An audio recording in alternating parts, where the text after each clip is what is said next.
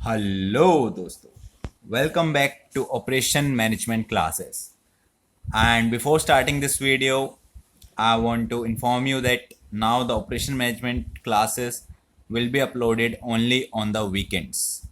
Either it will be uploaded on Friday, Saturday, or Sundays. Okay, so prepare accordingly. Okay, so, and one more thing, if you didn't watch any of the previous videos, then don't watch this video as well. Because जब तक आप वो videos नहीं देखेंगे तब तक आपको ये वीडियो समझ में नहीं आएगी।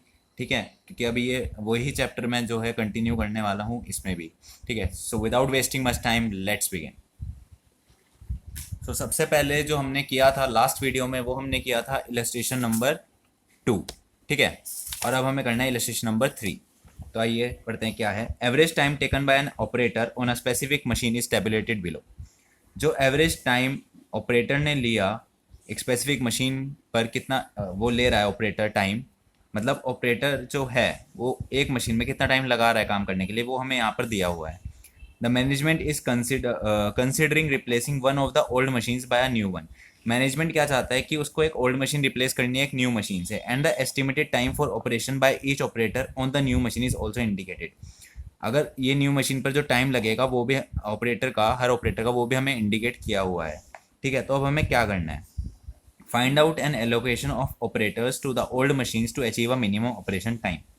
हमें एक एलोकेशन निकालना है ओल्ड मशीन पर। ठीक है, जिससे कि हमें एक मिनिमम ऑपरेशन टाइम पता चल सके। मतलब कि अभी हमें फर्स्ट पार्ट में जो है न्यू को कंसिडर नहीं करना है, न्यू मशीन को।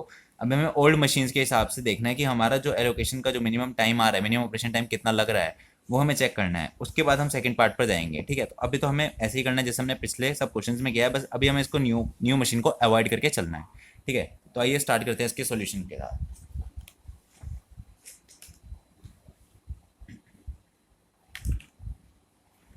सबसे पहले हम देखते हैं नंबर ऑफ रोज कितना है और नंबर ऑफ कॉलम्स। तो अब हमें ये नहीं देखना है, अब हमें देखना है कि नंबर ऑफ रोज कितने और number of columns. Number of rose is 1 2 3 4 5 6। ठीक है, और मशीन्स कितनी है 1 2 3 4 5 6। ठीक है, तो दोनों इक्वल हैं, तो क्या हो जाती है बैलेंस्ड प्रॉब्लम, जैसे मैंने आपको लास्ट वीडियो में बताया था। ठीक है, तो हम कर रहे हैं ए पार्ट।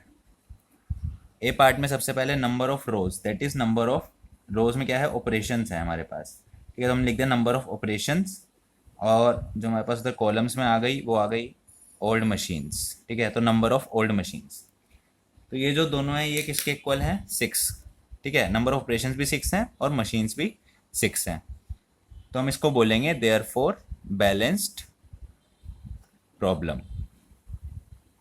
ठीक है, उसके बाद जो हमारा स्टेप 2 होता था, ये हमारा था स्टेप 1। ठीक है, अब हम करेंगे, sorry for that camera issue. अब हम करेंगे step 2। Step 2 is row minimisation.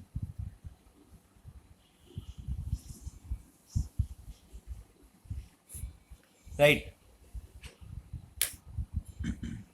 तो अब अगर हमें रो मिनिमाइजेशन करना है तो हमारे पास ये डेटा है। ठीक है, इसको अवॉइड करें। अगर हम ये करते हैं रो मिनिमाइजेशन, रो मिनिमाइजेशन हम क्या करते हैं, रो में जो सबसे लीस्ट वैल्यू होती है वो देखते हैं और उसको बाकी में से माइनस कर देते हैं। ठीक है, तो इसमें अगर हम देखें, इस रो में अगर हम देखते हैं तो हमारी जो सबसे लीस्ट वैल्यू है रो की वो है, इसको अवॉइड करके चलना है क्योंकि अभी हमें न्यू मशीन नहीं लेनी है, तो वो है हमारी 1। ठीक है, इसमें अगर देखते हैं तो है 2, इसमें देखते हैं तो है, यहाँ तक हमें देखना है तो ये है 4, इसमें मिनिमम वैल्यू है 3, इसमें भी है 3। ठीक है, 3 दो बार है, और इसमें जो मिनिमम वैल्यू है वो हमारी 1। ठीक है, तो अब बाकी में से हम इन सब लीस्ट वैल्यूज़ को माइनस कर देंगे। ठीक है, तो जो 2 - 1 1 3 - 1 2, तो हमारी रो मिनिमाइजेशन की वैल्यू आ जाएंगी। तो मैं वो डायरेक्टली लिख रहा हूँ। ठीक है, आप अपना मॉड्यूल साथ में लेकर बैठेगा तो आपको समझ में आता जाएगा कि मैंने कैसे किया। ठीक है, ये मार्क कर लीजिएगा आप उसमें साथ साथ जो आपकी लिस्ट वैल्यूज़ हैं। ठीक है, तो जो हमारा सबसे पहला रो बनेगा वो बनेगा 2 - 1 1, 3 - 1 2, 2 - 1 1, then 1 - 1 0, then 4 - 1 3 एंड 5 - 1 4। ठीक है, फिर हमारा बनेगा 2 2 4 1 0 3, फिर 2 6 4 0 3 2, 5 43206 401210 445670। अगर आप पुरानी वीडियोस आपने देखी हैं अभी तक तो आपको ये क्लैरिटी होगी, आपको समझ में आ जाएगा कि मैंने ये क्या किया और कैसे किया, ठीक है, क्योंकि मैंने उसमें सब बता चुका हूँ। इसलिए मैं इसमें ज़्यादा टाइम वेस्ट ना करते हुए आगे चल रहा हूँ, ठीक है। स्टेप 2 के बाद हमारा स्टेप 3 होता है कॉलम मिनिमाइजेशन।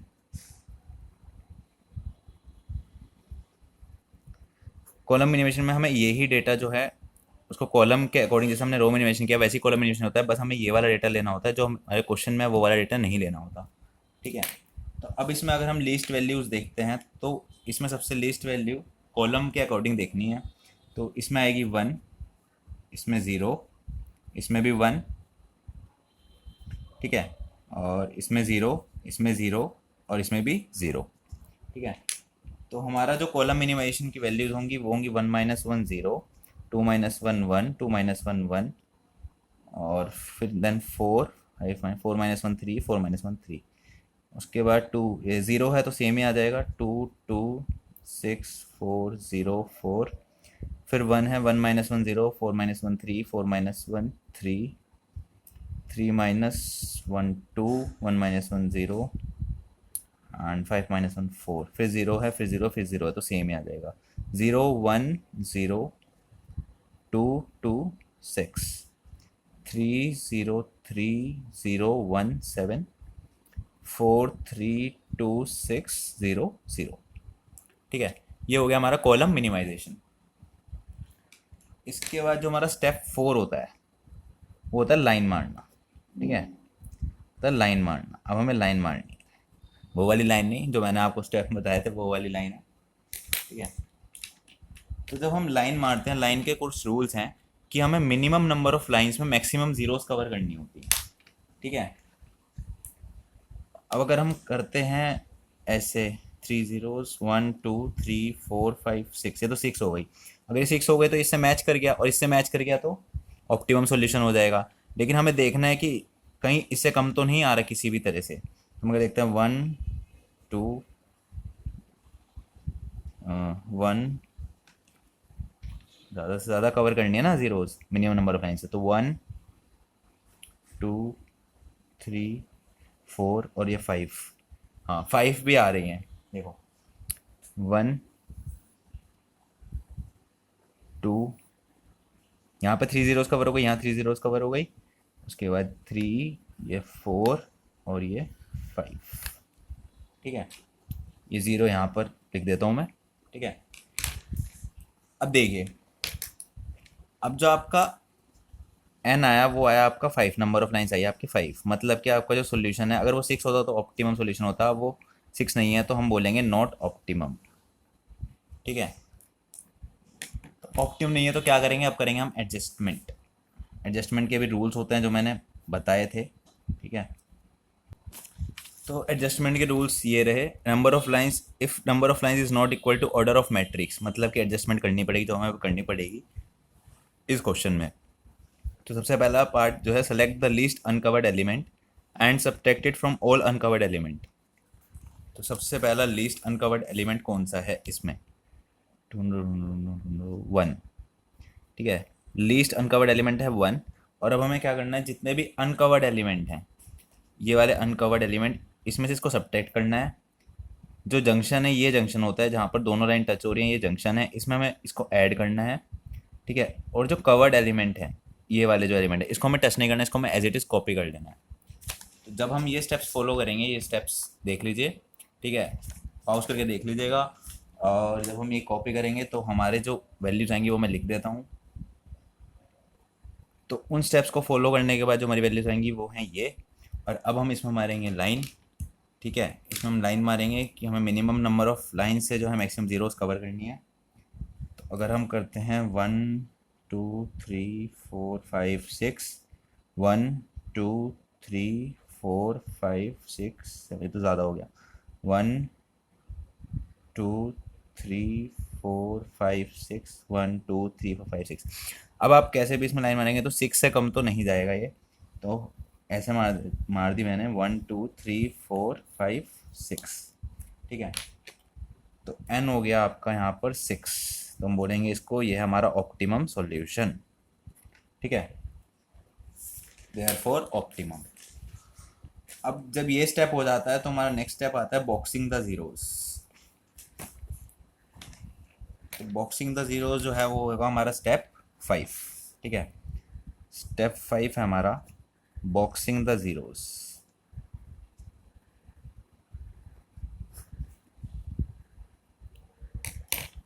हमारा ये डेटा जो है यहाँ पर आएगा क्योंकि यही हमारा एक्चुअल डेटा बाद का लास्ट का जिसको हमें बॉक्स करना है, ठीक है। तो मैं इस सेम डेटा को यहाँ पर कॉपी कर लेता हूँ। तो अब हम जीरोस बॉक्सिंग करेंगे। इसमें फर्स्ट रो में हमने कर दिया इसको बॉक्स, ये वाला हो गया कट। उसके बाद ये बॉक्स कर देते हैं, ये कट हो जाएगा। उसके बाद ये बॉक्स कर देते हैं, ये कट हो जाएगा। ये बॉक्स कर दिया, ये बॉक्स कर दिया सेकंड कॉलम में, एंड देन ये बॉक्स कर दिया। अब इसके बेसिस पर जो है हमारा आंसर आएगा, जो कि है स्टेप 6, जो है हमारा optimum solution for a part. Step 6, the optimum assignment is this: operator, machines and time. Operator is 1 2 3 4 5 6। तो 1 को जो मिली मशीन वो मिली 3, 2 को मिली 1, इसको मिली 4, देन 5, देन 2 एंड देन 6। तो इनके जो टाइम गिवन थे वो थे, यहाँ पर टाइम गिवन थे, 1 को मिली है 3, तो 1 को मिली है 3, उसका टाइम है 2। तो मैं ये वाले टाइम जो है नोट डाउन कर रहा हूँ, इसे मॉड्यूल को साथ में रखिएगा, इससे आपको डाउट ना आए। 2 4 4 3 3 1। टोटल टाइम जो हमारा मिनिमम ऑपरेशन टाइम जो हमें कैलकुलेट करना था वो आया हमारा 17, ठीक है। ये था हमारा फर्स्ट पार्ट। तो अब देखते हैं पार्ट बी में क्या कह रहे हैं वो। Result the problem with the new machine and find out the allocation of the operators to each machine and comment on whether it is advantageous to replace an old machine to achieve a reduction in operating time only. अब second part में बोल रहे हैं कि अगर हम इस problem को, अभी तक हमने ओल्ड मशीन्स ली थी, अब हम इसको न्यू के साथ रिजेक्ट कर देते हैं, मतलब कि हमें 7 मशीन्स लेनी है और 6 ऑपरेटर्स लेने हैं। तो क्या वो जो हमारा मिनिमम ऑपरेशन टाइम जो आया है 17, क्या हमारे पास एडवांटेज होगी कि वो हमारा कम हो जाएगा 17 से, ठीक है। तो हम इसको अब सॉल्व करके देखेंगे कि वो कम होता है या नहीं होता है, हमारे लिए एडवांटेजेस है या नहीं है। सबसे पहले पार्ट बी का हम करते हैं स्टेप 1, जिसमें हम चेक करेंगे number of column with new machine, क्योंकि अब आ गई है नई मशीन। वो हो गए हमारे 7, और जो हमारी नंबर ऑफ रोज़ हैं वो है हमारी 6। तो जो यहाँ पर इशू क्रिएट होता है वो होता है कि ये जो है अनबैलेंस्ड प्रॉब्लम है, और अनबैलेंस्ड प्रॉब्लम का मैंने लास्ट वीडियो में बता दिया था कि हमें क्या सोल्यूशन करना होता है, जो मैं अब इसमें डायरेक्टली कर दूंगा, ठीक है। तो अगर आपने वो वीडियो अभी तक नहीं देखी है तो पहले उस वीडियो को देख लीजिएगा। अनबैलेंस को बैलेंस करने के लिए, टू बैलेंस इट,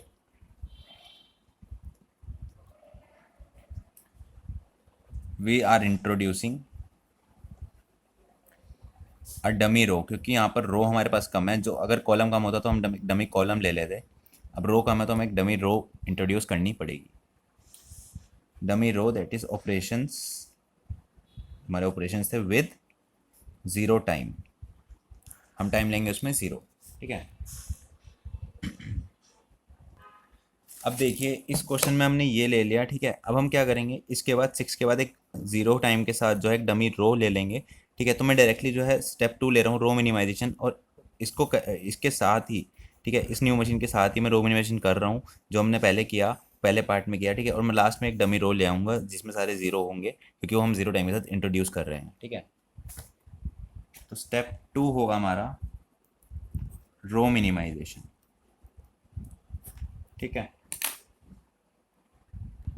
जब हम रो मिनिमाइजेशन करेंगे तो इसमें हमारी जो मिनिमम वैल्यू है वो इसकी 1 है, इसकी 2 है, इसकी 4 है, नहीं सॉरी, अब हमारी जो है मिनिमम वैल्यू चेंज हो जाएगी। इसमें हमारी 1 है, इसमें भी हमारी 1 रहेगी, इसमें भी 1 रहेगी, इसमें हमारी हो जाएगी 3 3 रहेगी, इसमें हमारी मिनिमम 3 रहेगी और इसमें 1 रहेगी। तो इसके बेसिस पर मैं रो मिनिमाइजेशन कर रहा हूँ, ठीक है। तो जो हमारी रो मिनिमाइजेशन के बाद वैल्यूज़ आएंगी वो मैं लिख देता हूँ। ये जो हमने रो मिनिमाइजेशन कर लिया, इसकी वैल्यूज़ आ गई और लास्ट में हमने एक डमी रो इंट्रोड्यूस कर दी विद ज़ीरो टाइम, ठीक है। अब हमें क्या करना है, एक तरह से जो है ये रो मिनिमाइजेशन नहीं था, ठीक है। आई मीन टू से आप इसको रिड्यूसिंग रोज भी बोल सकते हैं, ठीक है। करा हमने रो मिनिमाइजेशन ही है, ठीक है।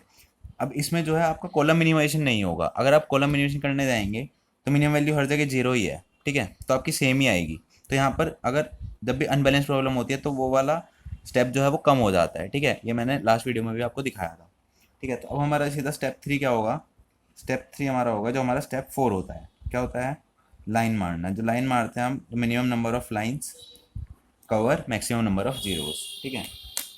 तो हम इसमें लाइन मार के देखते हैं कितना बैठ रहा है। अगर वो इसके इक्वल आ जाता है 7 के, क्योंकि हमने 7 कर दिए हैं, अगर 7 के इक्वल आ जाता है तो ऑप्टिमम, नहीं आता तो हमें फिर एडजस्टमेंट करनी पड़ेगी, ठीक है। तो आप इसको ट्राई करिएगा। मैंने ये क्वेश्चंस किए हुए इसलिए मैं डायरेक्टली कर रहा हूँ। जो 6 वाला 1, ये 2 3 देन 4 देन 5 देन 6। अभी जो आया ये आया 6, तो एन आ गया आपका 6। देयरफॉर हम बोलेंगे इसको नॉट ऑप्टिमम, क्योंकि हमें तो 7 चाहिए, उसके इक्वल ही नहीं आ रहा है ये, ठीक है। तो adjustment required, therefore adjustment required, ठीक है। तो एडजस्टमेंट 1, एडजस्टमेंट के स्टेप्स मैंने आपको बता ही दिए अभी, ठीक है। तो वैसे ही एडजस्टमेंट करनी है, ठीक है। इसको लेकर मैं डायरेक्टली कर रहा हूँ, ठीक है, मैं उसकी वैल्यूज़ लिख रहा हूँ। एडजस्टमेंट के वो स्टेप्स आप फॉलो कर लीजिएगा, ठीक है। एक बार और दिखा देता हूँ, पॉज करके देख लीजिएगा, आपको डायरेक्टली समझ में आ जाएंगे। देखिए ये हैं एडजस्टमेंट के स्टेप्स, ठीक है। Number of lines if not equal to order of matrix, adjustment required and steps are here, ठीक है। ये आप पॉज करके देख लीजिएगा। तो एडजस्टमेंट करने के बाद जो वैल्यूज आएंगी वो मैं लिख देता हूँ। अब देखिए आपको थोड़ा माइंड लगाना पड़ेगा। आपको ये नहीं कि आप एकदम से n=7 अगर बन रहा है तो कर दो, आपको थोड़ा एडजस्टमेंट दिखानी पड़ेंगे, अगर ज़्यादा भी हो सकती है। तो इस क्वेश्चन में जो है वो 3 एडजस्टमेंट है, मैं डायरेक्टली कर रहा हूँ, ठीक है, क्योंकि मैंने सॉल्व किया हुआ है। मैं दिखाता हूँ आपको इसमें फिर से 6 कैसे आएगा। ये देखिए, minimum number of lines covered maximum number of zeros 1, ठीक है। ये 2, maximum number of zeros cover करनी है ना हमें, ठीक है। 1 2, ये 3, ये 4 5 एंड 6, सारी जीरोस कवर हो गई। then n is equals to 6, therefore not optimum. Now we will have to do adjustment 2। तो जो हमारे एडजस्टमेंट 1 में जो हमारे पास डेटा आया था उसी को लेके हमने एडजस्टमेंट अब 2 में जाएंगे। एडजस्टमेंट 2 में हमें वही स्टेप्स फॉलो करना है, बस हमें एडजस्टमेंट 1 वाला डेटा देना है, ठीक है। तो मैं उसको कॉपी कर देता हूँ। हाँ, वन मोर थिंग, जब आप एग्जाम्स में ये वाले क्वेश्चन करें तो पेंसिल से ही लाइन मारिएगा, नहीं तो बड़ा इशू हो जाता है। अगर वो गलत हो गया ना तो फिर उसको फिर दोबारा लिखना बहुत, मतलब बहुत गंदा सा हो जाएगा वो, ठीक है। कटिंग दिखेगी आपकी, तो वो सब थोड़ा मार्क्स रिडक्शन हो जाता है उसकी वजह से भी, ठीक है। तो आप उसको पेंसिल से ही लाइन मारिएगा, ठीक है। अब अगर एडजस्टमेंट 2 की बात करते हैं, देखिए maximum number of zeros cover करनी है 1 2 3 4 5 6, ये ज़ीरो यहाँ पर था, ठीक है। फिर से 6, n is equals to 6, therefore not optimum, means adjustment required. Now adjustment 3, फिर से वही स्टेप्स फॉलो कर रहा हूँ, ठीक है। मिनिमम वैल्यू ले रहा हूँ, least value, least uncovered element, उसको माइनस कर रहा हूँ। 1 - 1 0, फिर 1 फिर 0 0 4 4 7, ठीक है। 0 0 2 0 0 2 0 2 6 4 1 5 3 0 3 2 1 1 0 5 2 4 0 1 3 3 1 12, ठीक है। यहाँ 11 था, ठीक है। उसके बाद 3 3 4 6 807 0001203। ठीक है, तो ये स्टेप्स फॉलो करने के बाद हमारी वैल्यूज़ ये आएंगी। अब इसमें हम देखते हैं कि कहीं 6 का तो नहीं हो रहा। अगर हम ये देखते हैं तो ये हमारा हो गया 1, फिर 2, फिर 3, फिर 4, फिर 5, फिर 6 एंड फिर 7। ऐसे देखते हैं 1 2 3 4 5 6 7। अब 7 ही हो रहा है। ठीक है, तो हम डायरेक्टली कर देते हैं 1 2 3 4 5 6 7। ठीक है, कि अब हम कैसे भी करें तो 7 आएगा ही आएगा। तो n is equals to 7, therefore optimum. तो अब हम ये वाला डेटा लेंगे बॉक्सिंग करने के लिए। ठीक है, तो अभी तो एडजस्टमेंट चल रही थी। स्टेप 5 आ गया आपका, सॉरी स्टेप 4 होगा अभी ये, बॉक्सिंग द जीरोस। ठीक है, तो अब हमें यही वाला डेटा लेना है। मैं इसको कॉपी कर लेता हूँ। तो अब हमें बॉक्सिंग करनी है, और जब हम एक ज़ीरो को किसी रो या कॉलम में बॉक्स कर देते हैं, मतलब कहीं भी बॉक्स करते हैं, जितनी भी उसकी रो या कॉलम में जीरोस होते हैं वो कट हो जाती हैं। ऐसा मैंने पहले बता दिया था फर्स्ट क्वेश्चन में। ठीक है, तो मैंने इसको बॉक्स कर दिया, तो ये कट हो गया, ये भी कट हो गया, ये भी कट हो गया एंड ये भी कट हो गया। ठीक है, उसके बाद सेकंड में आए, सेकंड में मैंने इसको बॉक्स कर दिया। आप किसी को भी बॉक्स कर सकते हैं, क्योंकि ऑल्टरनेट सॉल्यूशन जो है इसके हो सकते हैं, बट आंसर जो है लास्ट में मैच कर जाता है। ठीक है, तो ये भी कट हो गया, ये भी कट हो गया एंड ये भी कट हो गया, और इसमें तो कुछ था ही नहीं। ठीक है, कॉलम में। देन मैंने इसको बॉक्स कर दिया, इसमें कुछ नहीं है, इसमें बॉक्स कर दिया, इसको बॉक्स कर दिया मैंने, जैसे इसमें बॉक्स कर दिया तो ये वाला भी कट हो जाएगा। ठीक है, और फिर बचता है ये बॉक्स कर दिया तो ये कट हो गया, और फिर ये बॉक्स कर दिया। ठीक है, तो अब हमारा स्टेप 6 में जो है हमारा आ जाएगा द ऑप्टिमम असाइनमेंट इज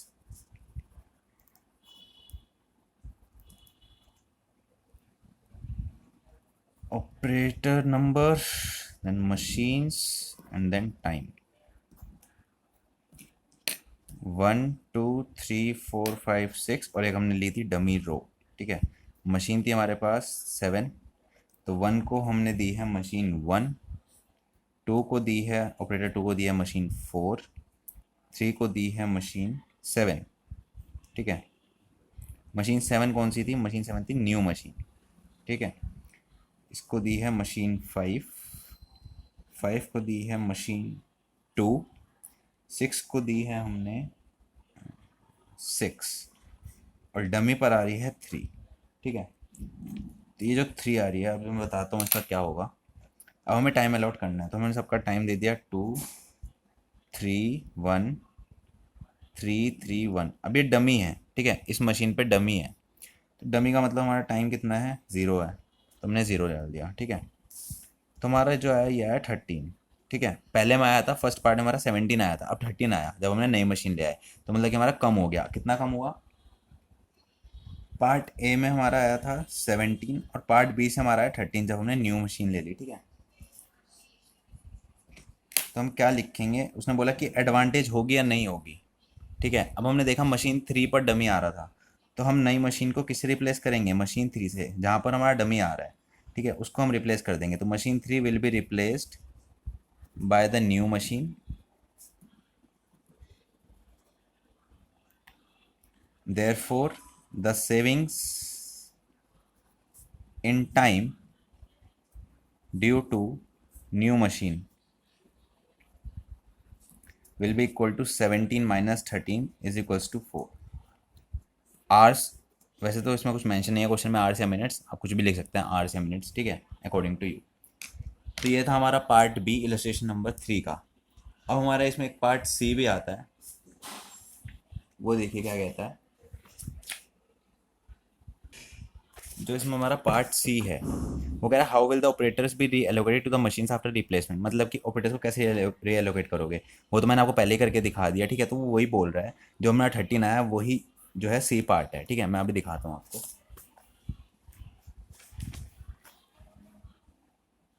ये देखिए, ये जो हमने किया ना इससे पहले, यहाँ पर ये 13 आया, ये हमारा जो है पार्ट सी है।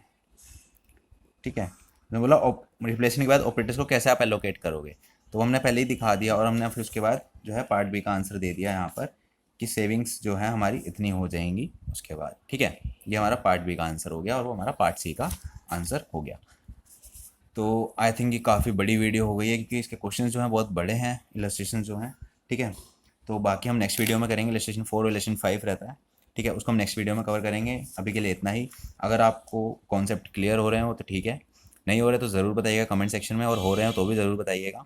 ठीक है, and that's it, all the best. And if you like the video then don't forget to subscribe my channel. And नए मेहमानों से रिक्वेस्ट है कि चैनल को सब्सक्राइब जरूर करें और बेल आइकन को हिट कर दीजिएगा जिससे आपको सारी इन्फॉर्मेशन की नोटिफिकेशन रिसीव हो जाए। Thank you and all the best for your upcoming examinations.